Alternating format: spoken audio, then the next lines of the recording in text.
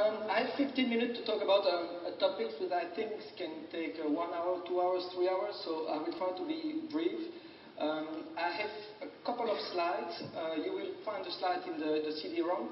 You can use it today. Maybe tomorrow they will be outdated. So please call me or call your banks to have more information. But I think it's a very moving matter. So something that I'm telling you today might not be true tomorrow. So keep this in mind during the presentation. So when China decided to move to the internationalization of the RMB, they have to follow 3 phases, and it's a very classic process for all countries who decide to internationalize their currency. You have to start with the trade finance or the trade settlement, then you move to the investment, and then you go to the reserve. Okay? Where are we today? We are on the investment side. So the trade settlement started in 2010. It's quite active. It's quite developed. You see that they expect 25% of the trade to be settled in RMB in 2020. I would say the bet is, and the guess is open now, whether it will be 30, 40, 50%. Frankly, I don't know. One big driver of this volume will probably be the commodities market. If the commodities player decide to move to RMB because China is the biggest buyers of commodities, the volume will increase and we will reach, I think, even a bigger level than 25% by 2020. Okay? The investment side is extremely important. You can motivate people to keep RMB in, for example, what's happening in Hong Kong, when you have appreciation, when you have interest rate. But immediately, investor will start, what's next? I need to invest my money. I want to have new products. So China need to open up its capital account to make sure investor can put the money back to China and find other source of investment. The last one will be the reserve, but we are not there yet at all. Okay, those are classic graphs that you will regularly see on the evolution of RMB. It's normally the type of graph that we use to track the progress. You see the settlement, it's exponential, and as I mentioned before, if commodities move to the RMB business, and it's already moving now, so there is already some hints from the big commodity players, the volume will continue to increase. The deposit side, don't be influenced too much by that because it can be misleading. It's not because you see it's a bit bumpy that RMB is not progressing, it's not following the right track. It's actually very simple. First, I think it's because appreciation trends is maybe less obvious, so people try to find other way to invest their RMB. And also the market is evolved and now investors has other means to invest their RMB. They can invest in bonds. There are some products in China as well. So that's probably the reason why the deposit in banks is dropping. And but I think the liquidity in the market is much bigger than that because you have to add all the bond issue which is happening in the market plus all the other investment products. Okay. This is interesting, but what does it mean for your business? So you will hear, I'm sure you heard already a lot of noise about this RMB. Every seminar or every presentation, and I'm sure when you go back to your head office in Europe, everybody is talking about RMB. So are you too late? Did you miss the train, etc., etc. I think it's important to remind the 3 phases that I think has been in place for the development of the settlement. I'm talking about only settlement. The first one in 2010, China has to create liquidity offshore. Okay, so when you want to create liquidity offshore, you need to favor the people who will pay offshore. Okay, who will put the money outside the country. Those are the Chinese importers. Okay, those Chinese importers, even if they would have wished to find suppliers willing to accept RMB. It was very difficult in 2010. So what they do? They use their Hong Kong trading arms. So the 2010 to 2011 was a purely Chinese Hong Kong market. Okay, I'm sure it was not at all our business at that time. Last year, 2012, markets start to change a bit. Of course, when you start with you create a liquidity market offshore, it's very good, but you cannot continue like this. People start to say, I want to put my money back. I want to pay my suppliers in in RMB as well. So they start to open in and out market, so you start to see an export and import market. The market becomes more developed, banks becomes more equipped, and also players, suppliers overseas, buyers overseas, becomes more educated as well. So it was a more mature market in 2002, but not really developed. So now, this year, what's happening? New appreciation stage. So I'm sure there is some debate whether RMB will further appreciate or not. We heard this morning that one of the speakers said it's probably not. It's difficult to answer this question, okay? One thing is certain is the development of the RMB offshore is pushing some pressure on the appreciation. When you see what is happening with the Taiwanese, the CNT now in Taiwan, and the next step will be Singapore, it will create more demand for RMB offshore. So this can have some pressure for the appreciation. On the same time, the Chinese, when they try to promote their domestic market, having a strong RMB can make sense. Okay, so when you look at the trend in the past few years, the graph is quite obvious. RMB is appreciating. Of course, you have some bumps, but the trend is definitely there. I think it's what your suppliers are perceiving. They believe they live in a strong country with a currency will appreciate. Okay, so is it what the market is viewing? And I think it's important to look at this. Well, it's a bit technical, but so this graph shows you that RMB is appreciating. What the market is expecting is a depreciation.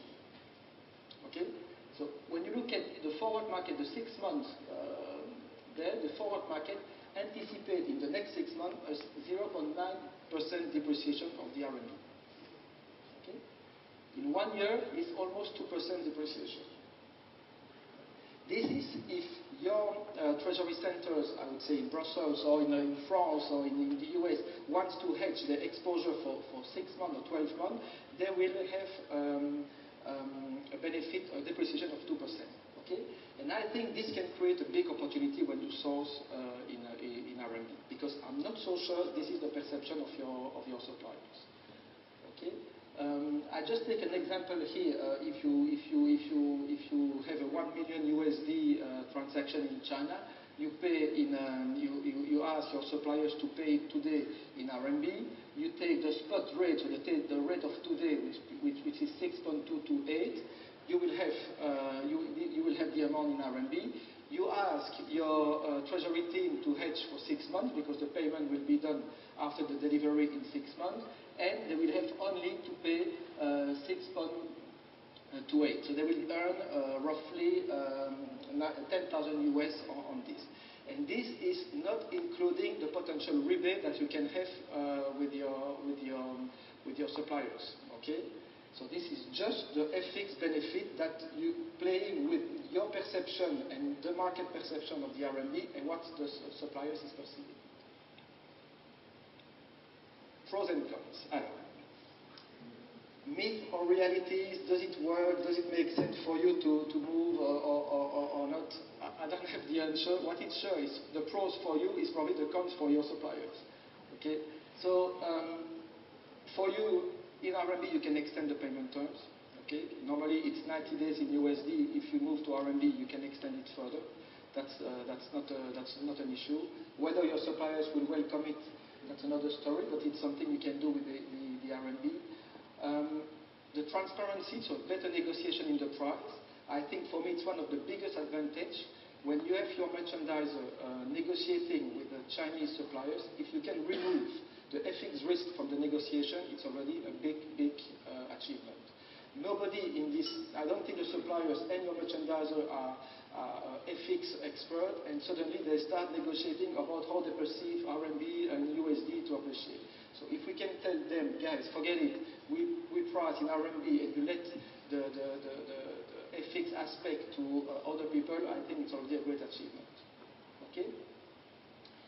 The negative aspect of all this, I think you need to convince your people in your company. It's not always easy. Merchandiser, management, stakeholders, because the benefits are not always obvious, and you have to shift the FX risk to your treasury team. So it's something that they need to add another currency in their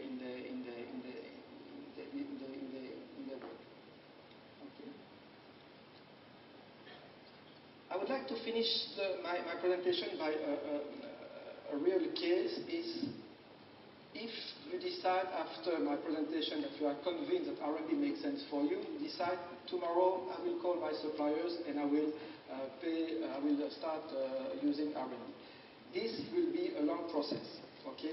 From the day you take the decision and from the time you will settle the first payment in RMB, it can take 1 month or 1 year. Okay? And I will go first by the all phases one by one. The first one is education. Okay? And it's something that we have done with a lot of our clients. We always start by educating the merchandiser. They need to be able to answer all those questions. The suppliers will start with, what about my tax rebate? What about my custom declaration? What about this? What about that? They need to be able to answer those questions. The second step is also to convince your suppliers. So we can organize a forum with all your suppliers. So we explain one by one what are the benefits for them if they settle in RMB. Okay? In parallel, you need to call your treasury and your head office and say, guys, be prepared because I'm going with the RMB in a very short term. So be prepared, equip your networks, equip your financial systems because RMB will be a new currency for you. And they have to be prepared for that. Then you start the dual quotation and you wait. And you receive the offer. And you can compare whether USD or RMB makes sense. If you prefer RMB, you go for RMB. You wait delivery, you wait the settlement, and you pay in RMB. But you will see that from the day you take a decision until the day you settle the first transaction is almost a year. So to make it short, you are not too late. So you know that before the first transaction, we have still a bit of time. Maybe just before I finish in the same topics. This decision is quite important to whether you will move to RMB or not. So I think there are few key considerations that you have to take into account before deciding. The first one, does it make sense for me? What is my volume with China? Okay. No need to put a power plant in place if you have a small volume of RMB because the technique aspect that you will have to develop in your system is real. Okay. Check also how your systems today your infrastructure is settled. Is it ready to accommodate this? And what is the investment you will have to make sure you make a profit cost analysis, cost benefit before moving. Then you need to have a long-term view. Okay. I'm showing you today this connection between the spot market and the forward market and the expectation of the suppliers. This is the reality today. Whether it will be still valid tomorrow, I don't know. So you don't have to move necessarily for that kind of argument, which is it's a nice to have today. If you can have 1%, 2% discount in your price, I think it's a very good thing. But you have to think on a long-term view because once you have moved, it's difficult to move back. Okay, you cannot have one invoice in RMB, one invoice in USD. It will become difficult to follow. Then become the execution phase. I think that's where the banks can step in. That's very important to find banks with networks able to offer this globally. We've seen during the panels that the sourcing hubs becomes delocalized in different countries. If you decide to use RMB, you need to make sure that the bank is able to support this new currency globally. So, well, it's a long way ahead. I always use this as an expression. So China is crossing the river by filling the stone. So they are going progressively. But I can assure you they are moving on the RMB internationalization for sure. It's part of their strategy.